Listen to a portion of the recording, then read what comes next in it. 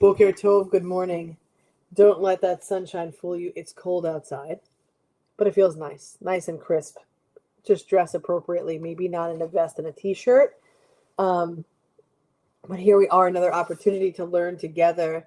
This week's Parsha, this week's portion of Torah, this week's learning, or we hope to glean from the learning, is Vayikra.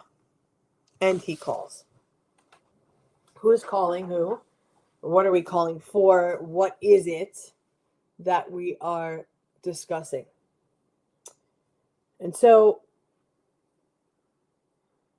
calling out, speaking out.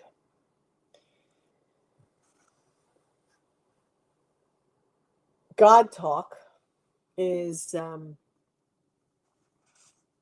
controversial, right? In Judaism, there are believers and non-believers. And sometimes speaking of God is more fashionable than maybe some other times, depending on the circle of people that you are with.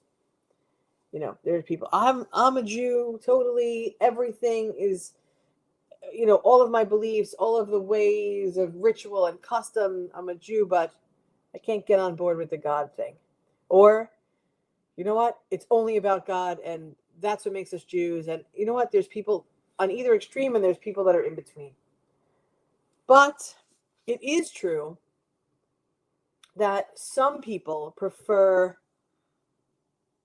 spirituality to come from rational intellect, while others thrive, draw close, attach to the mysticism of religious exploration, we'll call it. Whatever brings you closer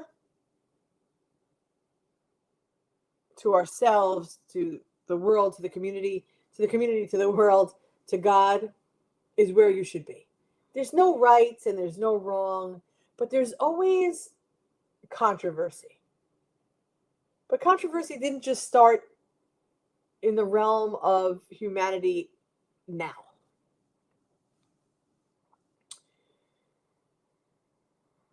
Controversy started way back in Torah time.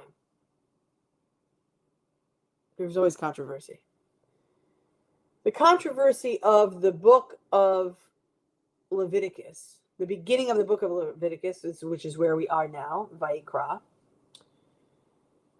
The opening words say, God called to Moses.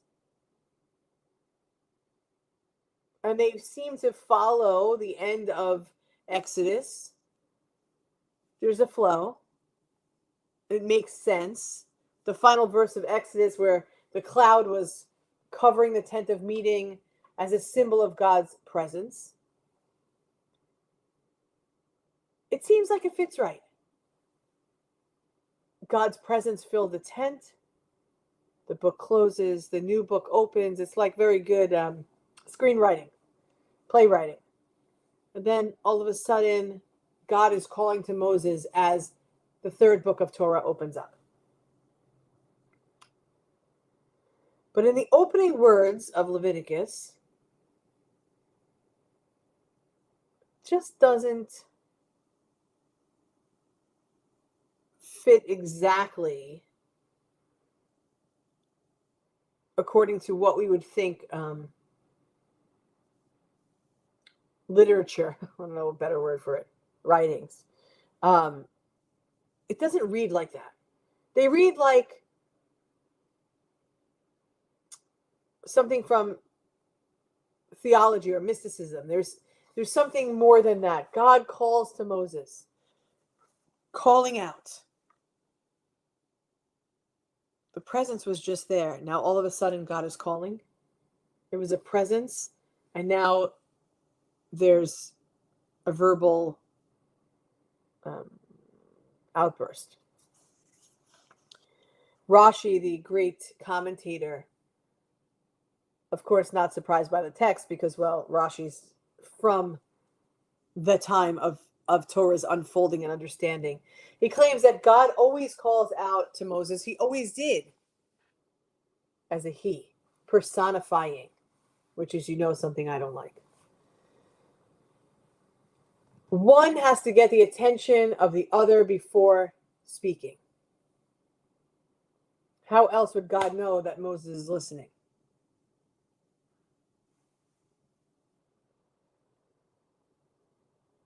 The attention, perhaps, is that presence of the cloud. Wow. The cloud filled the tent of meeting, descended upon it. I mean, that's a pretty aha moment. Whoa, what's going on here? So it almost says like, I got your attention. Now listen up. Made this happen. Now pay attention.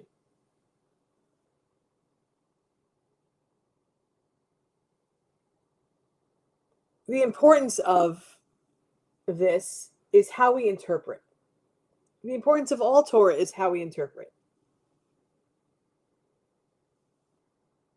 Whether we are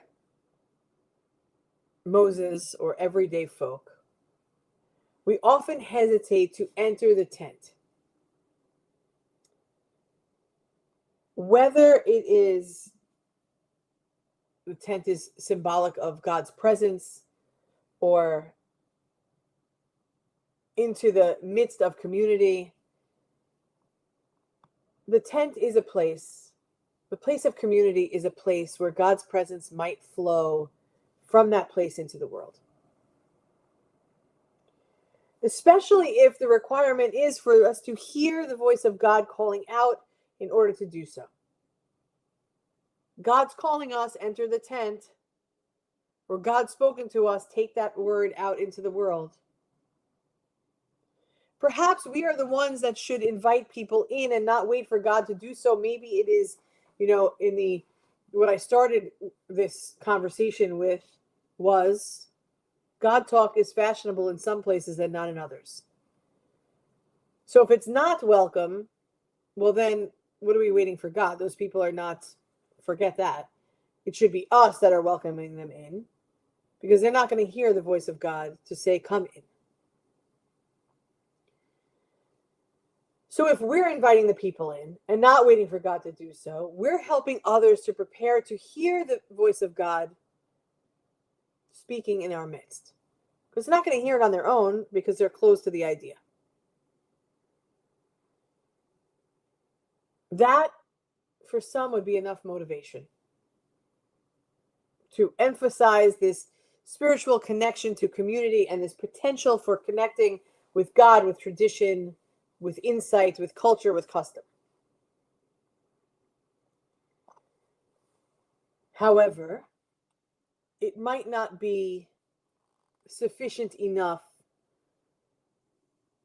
for all. And we can't let people be left outside the tent, outside of the community. Because in the story of creation, everybody found their way into the world to cohabitate, to coexist, to procreate, to continue to work towards this development and evolve the world into which we see fit, to enhance. If we leave them outside the community, then we're not doing our job to be one tapestry of humanity. Instead, we're pushing people out into different circles, and we are not here for the common good. In this week's Parsha, we're invited to enter the tent just so that we can listen to or hear or be part of the instruction for which sacrifices are concerned. Who would want to hear that? It's like, do you sign up for a lecture that you know is going to be boring? I mean, I don't sign up for lectures usually, but you wouldn't specifically sign up or show up to something that you thought was going to be boring. I can't imagine going to the Mishkan, going to the tent of meeting so that I can listen to the instructions. I don't know what's happening here. To listen to the instructions of what should be sacrificed, how it should be done, and what it was for. In the book of Vayikra, the first portion, it specifically talks about, I need something here.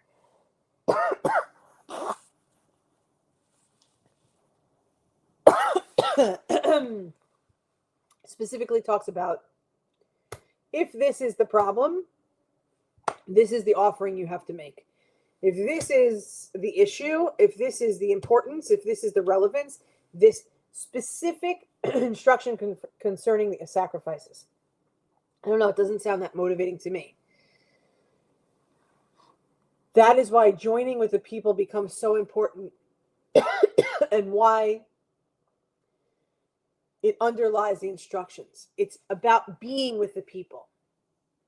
If we all hear this together, we might be motivated for change.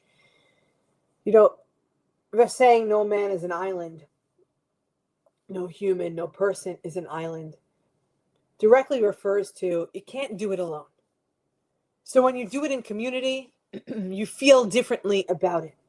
When you're part of the bigger collective and you can really feel that part versus being yourself and knowing you're part of the community, but actually being part of the community is something different.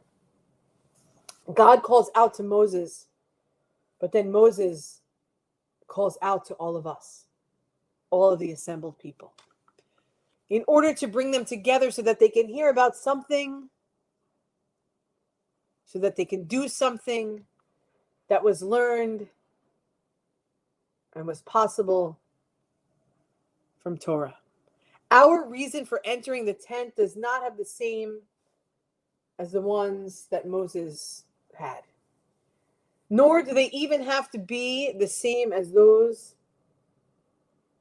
that drive our friends and family to enter.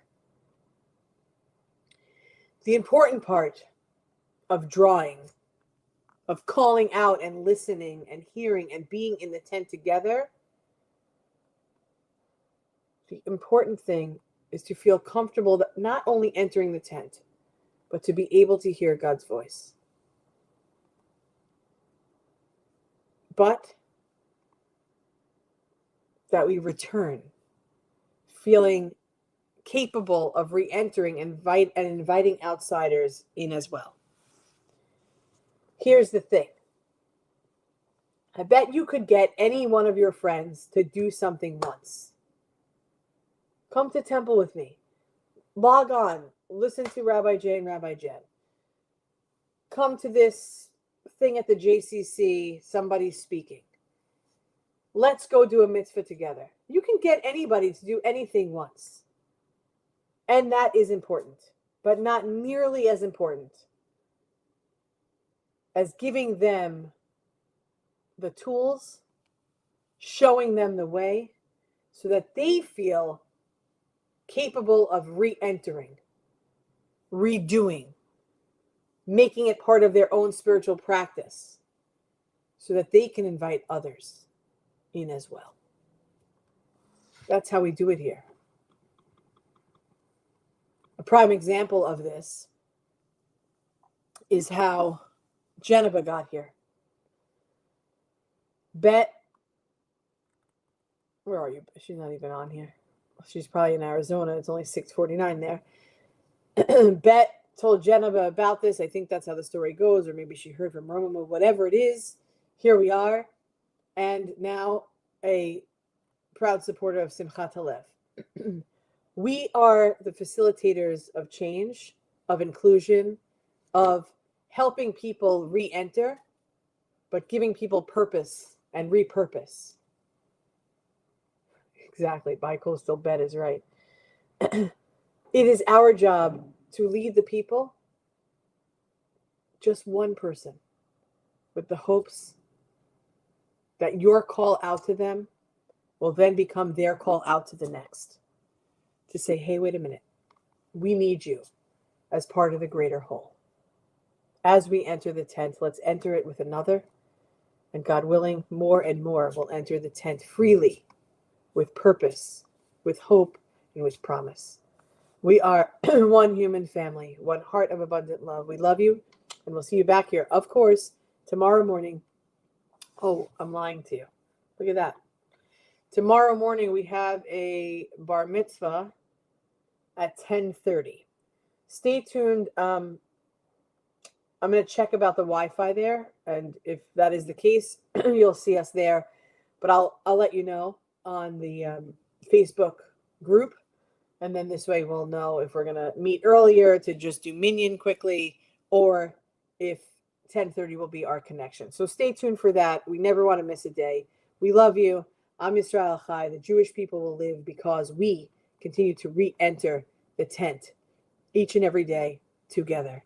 Am Yisrael, Am Yisrael, Am Yisrael Chai. Am Yisrael, Am Yisrael, Am Yisrael Chai. Am Yisrael, Am Yisrael, Am Yisrael Chai. Am Yisrael, Am Yisrael, Am Yisrael Chai. Oravinu Chai. Thank you, Elisa. I actually am not sick at all. I just had some sort of dry spot, choking on my own saliva. I'm not really sure. Geneva for being here. Paula, Suze, Todd, Amy, Linda, for all of us who have not checked in.